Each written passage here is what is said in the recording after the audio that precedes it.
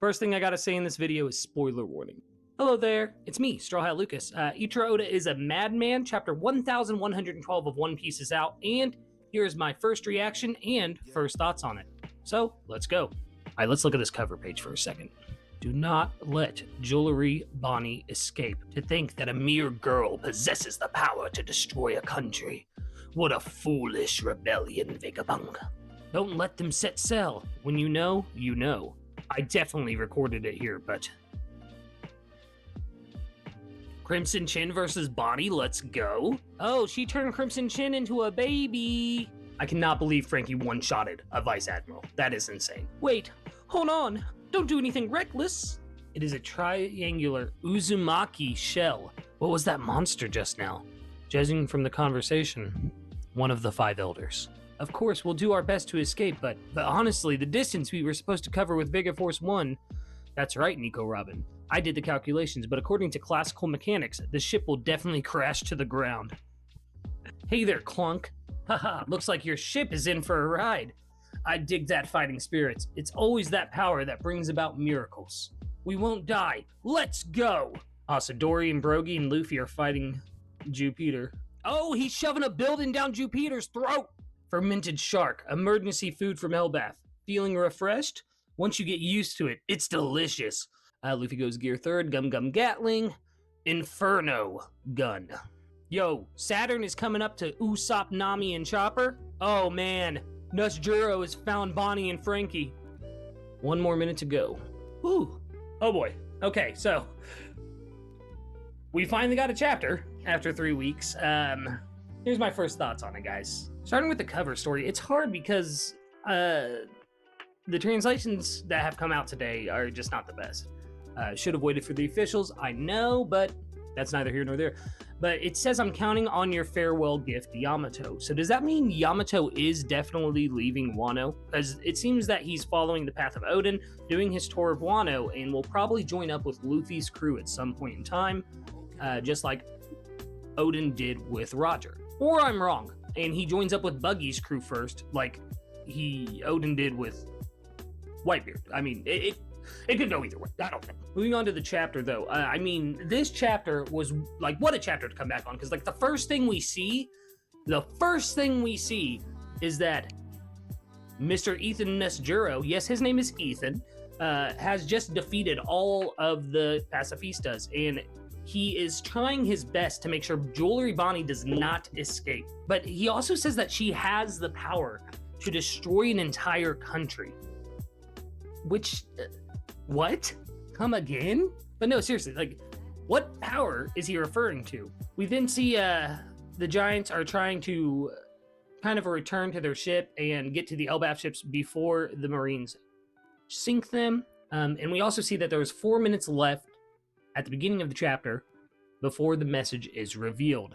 The Itsumari, my bad, Marcus Mars and York are working together right now to try and stop the transmission. York even saying, I remember this is exactly where I was when I recorded it. And York, being York, gave Mars the information he needed to destroy the entire labosphere and research area. Like, that's crazy. Like, what is their end goal here? Like, obviously it's to stop Vegapunk's message, but they're just gonna obliterate the entire island. Like, of course I knew that. They were planning on calling a buster call, but at the same time, it's like, there just feels like there's something more there, right? Like, it's not just about stopping the message, right? Like, am I crazy? I know I'm crazy. We also see Jewelry Bonnie and Frankie taking care of the Vice Admirals down by the coastline. And Frankie one-tapped a Vice Admiral, guys. Like, that is... What? I'm just so glad. My boy Frankie has literally gotten so much love in Egghead. It makes me happy just because Frankie's my second favorite Straw Hat. Also, hashtag StrawHatLucas for Frankie in the live action. Let's make it happen. But no, I digress. It's just awesome to see Frankie getting so much love throughout Egghead. I know we were all expecting a lot of Frankie backstory in Egghead, and I'm a little sad myself that we haven't gotten it. But at the same time, I like what we're getting. Like, he's been the main one to interact with Vegapunk, and now we see him straight up one-shot a Vice Admiral, and we also saw him stand 10 toes against Saturn. which was awesome, like insane. My boy Frankie is putting in work this arc, guys. We then cut back to York and the Itamaru. Marcus Mars, my bad. York's telling Mars not to do anything reckless, and speaks of a electronic transmission din that has been hidden somewhere. I am interested in this, mostly because if you all remember Gold Roger, he mentioned that's the guy that like spoiled the end of One Piece, which I don't fully believe in him, but it's fun to read through, right? But he mentioned a transmission din that Vegapunk would make, and now we're seeing it. So like that kind of makes me nervous, like really nervous. Did this guy spoil the end of One Piece? Did I read the actual spoiled ending and thought it was headcanon? I hope not. And it seems that Mars has the power to like feel the voices, maybe through the voice of all things, of the din that is hidden within the research facility. We also cut to Stussy and Kaku, which, yes, once again, I know it sounds funny in my Midwestern accent. Anyway, Kaku and Stussy are both kind of just chatting, if I'm being honest. Yeah, I know there's a war outside, Stussy, but like, how's your parents been? Now, Stussy seems to have protected Kaku from Marcus Mars, which I'm starting to think that maybe Kaku and Lucci will defect from the government. After Mars straight told Lucci, I'm not going to stop for one insect. When I step on them, I'm stepping on all of them. And then Kaku being saved by Stussy and then saying straight up, like, hey, that monster was one of the Gorosei. There's something there, you know? Like, it feels like Oda is building up to all of these factions being splintered, even more so. The Marines being splintered with the world government being splintered because Kaku and Lucci and Stussy, of course, are going to betray the world government. Maybe Kizaru betrays the world government. We see Kuma has left the revolutionaries, splintering them once more. It seems like that is a bigger theme within Egghead, and I think that once we finish Egghead, we will see more prevalence to the theme of not necessarily betrayal, but coming over to the side that is correct, in my opinion, which is Luffy's side, the side of Nika. We praise you, our sun god. We then see Edison speaking with Usopp, who has prepared a coup de burst so that the Sunny can fly off of the Labosphere and into the ocean. But because they do not have the Vega Force 1, they're going to have to take some other course of action, which prompts Edison to be like, hey, trust me, I'm gonna get us to the sea. It's like, let's be real, Edison's a Vegapunk. Like, he knows what he's doing, right? I hope. We then get to my favorite section of this new chapter, which was Luffy, Dory, and Bragi fighting Jupiter, which is just insane. I'm not gonna lie, guys, the more I look at this sandworm, the more I love him. Like, it's just something about him. He's so goofy looking. Like, why does my boy look like that? Why did they do Jupiter like this? But at the same time, why does he actually look kind of cool? Also, let's be real. Luffy kicking a building and then shoving it down Jupiter's throat. Perfect. It really is, though. It's just so funny. Then we see Luffy slip out of Gear 5, and the Giants are like, why do you look so strange? Why are you looking like that, boy? So they feed him like a fermented shark, and Luffy just scarfs it down, even though it has, from what he says, a very bad smell. Which, like, Luffy, you've eaten some weird stuff before.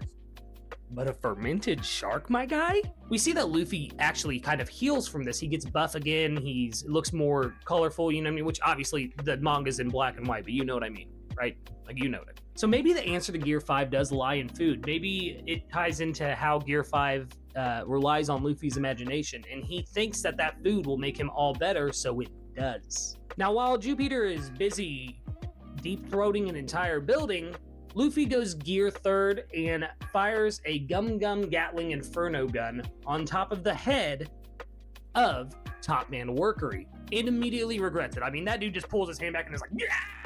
Things are getting very tense towards the end of the chapter. The last time we see Chopper, Usopp, and Nami, like, Saturn's literally climbing up to them.